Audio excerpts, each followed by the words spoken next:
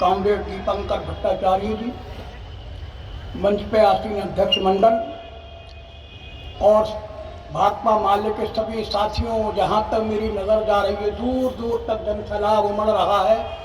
इतने बड़े जनसभा में मेरी बोलने की आदत नहीं है और पहली बार मैं, क्योंकि मैं साहित्यिक सेमिनारों का आदमी हूँ, जनसभा को पहली बार इतनी विशाल जनसभा में मैं बोल रहा हूँ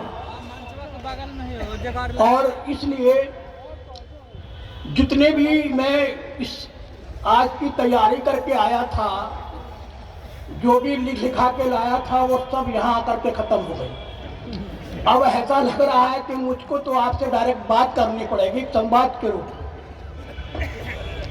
देखिए, जैसे अभी एक हमारे पूर्व वक्ता ने कहा कि आज विनोद मिश्रा जी ज्यादा प्रासंगिक हैं और इसलिए ज्यादा उनकी जरूरत है उनकी विचारधारा की कि आज वही सारे हालात फिर मौजूद हैं, बल्कि उससे ज्यादा बढ़कर हैं जिनसे हमें लड़ने की जरूरत है।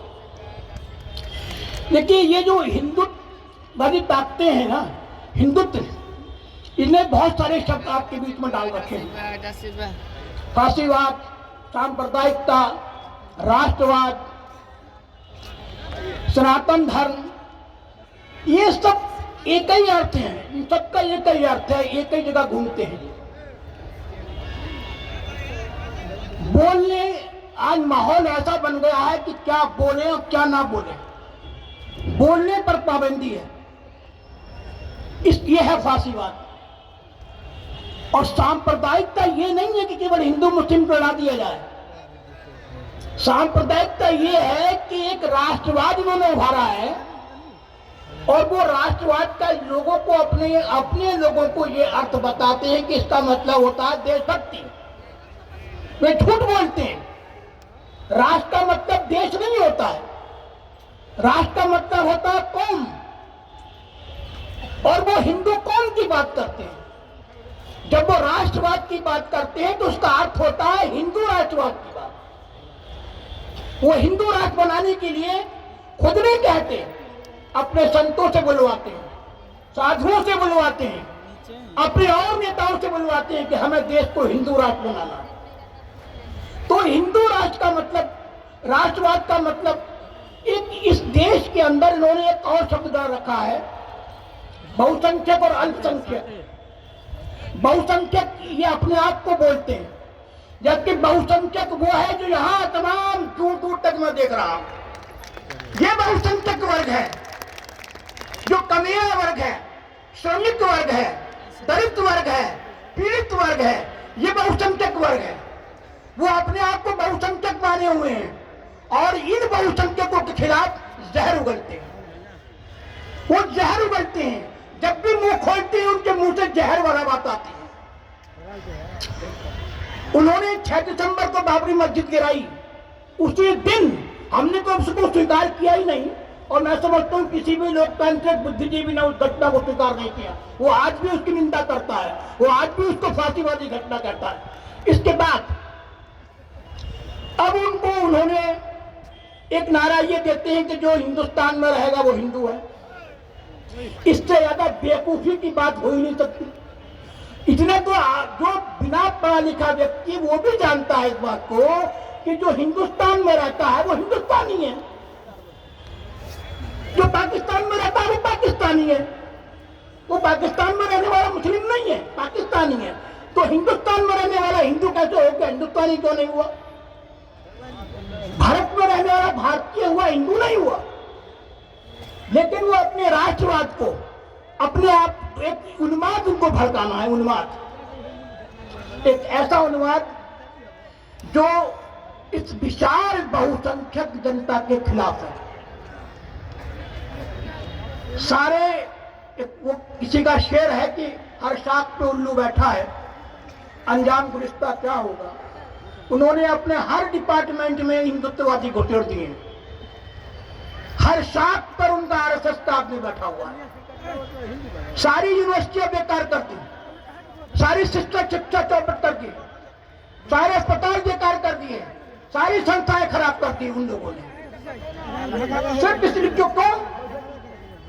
क्योंकि उन्हें इस बहुसंख्यक समाज को गरीब बना के रखना है, इस बहुसंख्यक समाज को बेरोजगार बना के रखना है, इस बहुसंख्यक समाज को अशिक्षित बना के रखना है, उन्हें धर्म से जोड़ना है। आप देखिए जो मॉब लिंचिंग की घटनाएं जो करवाते हैं, इनसे करवाते हैं, दलित पिछड़े जातियों के लोगों से, खुद नहीं आते, वो अपने बच्चों को सड़कों पर हिंदू मुस्लिम करने के लिए नहीं भेजते, वो अपने बच्चों को विदेश में पढ़ाते हैं, अच्छी यूनिवर्सिटियों में भेजते हैं, नेता बनाते हैं, अफसर बनाते हैं, लेकिन दलित पिछड़ी जातियों के बच्चों को हिंदू बना करके जहरीला बना रहे हैं, मुसलमानों के खिलाफ जहरीला बना रहे हैं, दलितों के खिलाफ भी जहरीला बना रहे हैं। दलितों से ही ये बयान दिलवाया जाता है कि आरक्षण की जरूरत नहीं, बैकवर्ड का आदमी से ही बयान दिलवाया जाता है कि हिंदुत्व की बात करो। तो हमको ये देखना है कि हमें इन मौजूदा परिस्थिति में कैसे इससे निपटे। ये बहुत बड़ा खतरा है, देश के लिए बहुत बड़ा खतरा है। अभी आपने देखिए फलस्तीन का और उसका जिक्र किया, इजराइल का। ये सबसे फिलिस्तीन और इजराइल की लड़ाई में हमारा राष्ट्रवाद किनके साथ है? जो सबसे ताकतवर आदमी, कमजोर के साथ नहीं है। जो फिलिस्तीन कमजोर उसके साथ नहीं है, उसको कहते हैं जो आतंकवादी है, ताकतवर के साथ खड़े हैं। इसी प्रकार हमारे बहुसंख्यक विशाल समाज के खिलाफ खड़े हैं और चंद कारपोरेट मजबूत लोगों के साथ खड़े हैं। हम लोगों के खिलाफ सारी नौकरियां खत्म। तो इस चीज को रोकना होगा। और मैं तो कभी कभी सोचता हूं कि अगर हमने 24 में भाजपा को हरा दिया, इन ताकतों को हरा दिया, उसके बाद भी स्थिति संभलने वाली नहीं है। इन्होंने देश को इतना बर्बाद कर दिया, इतना बर्बाद किया कि हमें अभी 10-20 साल लगेंगे इसको संभालने में। इतनी इनको केवल हराने से समस्या हल होने वाली नहीं, जबकि हर जिस शाख पर उन्होंने अपने उल्लू को बैठाया है, जब तक उस शाख पर हमें लोकतांत्रिक और धर्मनिरपेक्ष व्यक्ति को, भौतिक लोगों को ना बैठाना पड़े। इससे वरना तो ये केवल हराना मकसद नहीं है। हराना हमारी पहली जरूरत है, पहली सीढ़ी है, क्योंकि ये देश के दुश्मन है, ये विशाल जनसंख्या के दुश्मन है, ये संविधान के दुश्मन है, संविधान के दुश्मन है। खुद नहीं बोलेंगे, अपने और दूसरे लोगों से करवाएंगे कि संविधान बदलना है। संविधान क्यों बदलना चाहते हैं? क्योंकि संविधान हमको बराबरी देता है। ये गैर बराबरी का संविधान लागू करना चाहते हैं। हिंदू राष्ट्र का क्या मतलब है? हिंदू राष्ट्र का मतलब ही यह है कि कुछ लोगों को बहुत ज्यादा अधिकार दिए जाएंगे और कुछ लोगों को कुछ भी अधिकार नहीं दिए जाएंगे। हिंदू राष्ट्र की बात करने वाले जितने भी लोग हैं, आप देखिए उन्हें राष्ट्रवादी कहा जाता है। और अगर कोई कह दिया मैं खालिस्तानी हूं, उसे देशद्रोही कहा जाता है। क्यों भाई? खालिस्तान और हिंदू राष्ट्र में क्या अंतर है? खालिस्तान भी धर्म का राज है और हिंदू राष्ट्र भी धर्म का राज है। दोनों लोकतांत्रिक है, दोनों की निंदा होनी चाहिए। ये क्या क्या आप हिंदू राष्ट्र की जो बात कर रहा है उसको तो आप सराहना कर रहे हैं, उसको राष्ट्रवादी कर रहे हैं, उसको सम्मानित कर रहे हैं, और जो खालिस्तान की बात कर रहे हैं उसको आप जेल में डाल रहे हैं। वो भी धर्म का राज है, दोनों धर्म के राज है। इस संविधान की वो निंदा इसीलिए करते हैं कि संविधान ने धर्म के राज को डिनाई किया है, धर्म के राज को स्वीकार नहीं किया है। लेकिन हो रहा है, आप देखिए जनता का लाखों करोड़ रुपया धर्म से धर्म चलाया जा रहा है, करोड़ों रुपए धर्म चलाया जा रहा है, लाखों रुपए दीपोत्सव में अयोध्या में मनाया जा रहा है। और मुझे तो हैरत होती है उन लोगों की जो अपने आप को कहते हैं हम संविधानवादी हैं, न्यायवादी हैं, लोकतांत्रिक हैं, जो इस ज्ञानवापी के मुद्दे पर और मथुरा के ईदगाह के मुद्दे पर अपने मुंह ले हुए हैं। क्यों होने दे रहे हैं ये?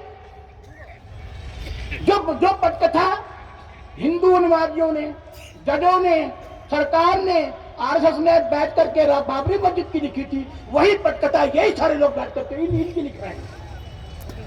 नतीजा इनका भी वही होना है। जब ये संविधान में, ये संसद ने भी स्वीकार कर लिया, संविधान में भी है कि ये पुराने जितने भी स्थल हैं, 1947 से पूर्व की स्थिति रखी जाएगी बरकरार, क्यों उनको छेड़ा जा रहा है? कांग्रेस पे भी हमें विश्वास नहीं है, वो भी हमारी बहुसंख्यकों को दुश्मन पार्टी है, वो भी हिंदुत्व की बात करती है, नरम हिंदुत्व की बात करती है। अरे नरम हिंदुत्व हो या गर्म हिंदुत्व हो, बात तो एक ही है। दोनों नरम हिंदुत्व से काम चलने वाला नहीं है। उन्होंने हिंदुत्व के खिलाफ कोई भी आंदोलन कांग्रेस ने नहीं छोड़ा। जान बापू अपना मुंह फिले हुए हैं, ईदगाह पे मुंह फिले हुए हैं, अपने आप को हिंदू से साबित करने पर लगे हुए हैं, जनेऊ दिखाते फिर रहे हैं, मंदिर मंदिर माथा टेकते फिर रहे हैं। इससे क्या होगा? धर्म से रोटी मिल जाएगी, धर्म से रोजगार मिल जाएगा, धर्म से इज्जत मिल जाएगी, जिनको मिलेगी वो मजे काट रहे हैं, और जो उसके पीछे बर्बाद हो रहे हैं उन्हें बर्बाद ही होना है। जितना जनसराव और जितना मैं जहां देख रहा हूं हमारे पश्चिमी उत्तर प्रदेश में नहीं है, ही किसी भी हिंदी प्रदेश में, बिहार को छोड़ करके गुजरात में नहीं है। ये आपकी ये विचारधारा, ये राजनीति, ये मालिक की राजनीति, ये सांप्रदायिकता विरोधी राजनीति गुजरात में नहीं, मध्य प्रदेश में नहीं, राजस्थान में नहीं, दिल्ली में नहीं, उत्तर प्रदेश में भी नहीं। जरूरत है इस विचारधारा की। मैं कभी कभी सोचता हूं कि आज जिस विचारधारा की, जिस राजनीति की सबसे ज्यादा जरूरत है, वही सबसे ज्यादा मरी है, वही सबसे ज्यादा पतन क्यों पतन हो रहा है? आप अगर पब्लिक में जाएंगे, भले ही वो किसी पार्टी से जुड़ा हुआ नहीं है, पब्लिक में जाएंगे, पब्लिक में ये विचारधारा जीवित है। हर परेशान व्यक्ति कहेगा कि हमें बराबरी चाहिए, हर परेशान व्यक्ति कहेगा हमें रोजगार चाहिए, अनपढ़ व्यक्ति कहेगा हमें शिक्षा चाहिए। अरे यही तो कम्युनिज्म है, यही तो हम चाहते हैं, यही तो रोजगार, यही तो चाहते हैं। ये विचारधारा जनता में है, उसको वोट बैंक में बदलना है, वो नहीं बदलती। क्योंकि हमारी दलित पिछड़ी जातियां, खास तौर से उत्तर प्रदेश हिंदी बेल्ट की, राजस्थान की, आपके मध्य प्रदेश की, गुजरात की, हिंदुत्व के जाल में फंस गई। वो बस हिंदुत्व पे गर्व कर रहे हैं, मॉनिटरिंग कर रही है, उनके कहने पर नाच रही है, सारे पर भगवा कलर के अंगूठे डाले घूम रहे हैं मोटरसाइकिलों पर, त्रिशूल ले लेकर के जुलूस निकाल रहे हैं। हमारे यहाँ तो ऐसे से जुलूस निकल रहे हैं जिनका कभी हमने नाम नहीं सुना। उन देवियों के, उन देवताओं को जुलूस निकल रहे हैं उत्तर प्रदेश के अंदर, जो कभी आज तक हमने तो अपनी जिंदगी में नहीं देखे। और ऐसे जुलूस के अगर हमने जरा सा भी उनको कुछ बोल दिया तो वही मारकाट, वो दंगा कराने में 24 घंटे तैयार है। ऐसी पार्टी ना जनता के हित में है, और ना देश के हित में है, ना संविधान के हित में है। इसको किसी भी तरीके से बदलना होगा, और 24 के अंदर यह पूरा प्रण कर ले कि हमको भाजपा को, आरएसएस को, सांप्रदायिक ताकतों को शिकस्त देनी है। इनको बिल्कुल भी खड़ा उन्होंने लाजमी बनाया। ये नहीं सोचना है कि ये 3 राज्यों में जीत के आ गए तो इसका मतलब यह है कि ये बहुत ताकतवर हो गई। ताकतवर नहीं है, ये बहुत डरपोक कौम है, बहुत डरपोक कौम है। ये केवल सत्ता के बल पर, अपनी पुलिस के बल पर, अपने जजों के बल पर, अपने बल पर के कार्य करती है। अगर पुलिस न्यायिक चक्र निभाए, पुलिस धर्म के हिसाब से चले, धर्मनिरपेक्षता के हिसाब से चले, संविधान के हिसाब से चले, ये बिल्कुल खड़े नहीं हो पाएंगे, ये बिल्कुल खड़े नहीं हो पाएंगे। इन्होंने ऐसे जज बैठा दिए हैं जो इन्हीं के पक्ष में फैसला कर रहे हैं, इसलिए जनता परेशान है। इन्होंने जुबानों पर ताला लगा दिया है। अभी गोरखपुर में किसानों की बात करने वाले हमारे कई साथी, दलित साथियों को गिरफ्तार कर लिया गया। 2 हफ्ते जेल में रहकर के आए, तब उनको बेल मिली। ये हो रहा है, बहुत ज्यादा हो रहा है यूपी के अंदर। एक ऐसी गुंडागर्दी धर्म के नाम पर चल रही है तो कुछ पूछिए मत। और मुसलमानों को तो इन्होंने 2 दर्जे का नागरिक बनाकर रख दिया, उसकी तो कोई इज्जत ही नहीं है। लेकिन बहुत खामोश है उत्तर प्रदेश का इनका मुसलमान, कि वो भी अभी खामोशी से देख रहा है, वो कोई उपद्रव नहीं कर रहा, वो देख रहा है, इनको बात कर रहा है। लेकिन ये मैं अपनी जनता से, दलित पिछड़ी जातियों से कहना चाहता हूं कि मुसलमानों के खिलाफ नफरत असल में दलितों को उनसे लड़ाने की राजनीति है। हमारे लोगों को उनसे नहीं लड़ना चाहिए। मुसलमानों ने हमारा कुछ नहीं बिगाड़ा, हम उनसे क्यों लड़ें? वो हमारा दुश्मन नहीं है। अगर उनके दुश्मन है तो हुआ करें, हमारे दुश्मन नहीं है।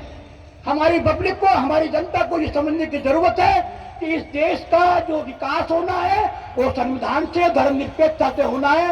ये जो ताकत सत्ता में बैठी हुई है, ये जो अभी अपनी बात के खत्म करूंगा। एक बात परसों उन्होंने कहा है अमित शाह ने अहमदाबाद के अंदर कि मोदी के नरेंद्र भाई ने 2002 में दंगाइयों को जो सबक सिखाया, उसके बाद कोई दंगा हुआ कि नहीं? जनता ने कहा नहीं हुआ। दंगाइयों को क्या सबक सिखाया इन्होंने भाई? इन्होंने तो एक लिस्ट बना करके मुसलमानों को कत्लेआम कराया। वो दंगाई थे। गर्भवती महिला का पेट चीर के उसके अंदर के शिशु को निकाल के तलवार की नोक से लगाने, वो दंगाई था क्या? किसी के घर के अंदर कैद लगा के पानी खोल कर जनता पर मारने, वो दंगाई थी क्या? 2000 मुसलमानों को मारा, वो दंगाई थे क्या? अरे दंगाई तो तुम थे। तुमको क्या था? तुमने उनके लिए क्या किया? तुमने बलात्कार करने वाले दंगाई को बेल पहले से उनको बाहर निकाल दिया, सम्मानित किया, उनके मानाएं चढ़ाई। पानी बताओ। तो ये खुलेआम कह रहे हैं कि हम सबक सिखाएंगे। ये अहमदाबाद में 2002 की बात नहीं कही, ये आने वाले समय की बात कर रहे हैं कि जैसे हमने वहां सबक सिखाया, अब हम फिर सबक सिखाएंगे। इसलिए बहुत ज्यादा सावधान होने की जरूरत है, सतर्क रहने की जरूरत है। ये हमारे मानवता के दुश्मन है जो इनको शिकस्त दे रहा है। आप सभी लोगों को मेरा बहुत बहुत लाल सलाम, जय भीम, लाल सलाम।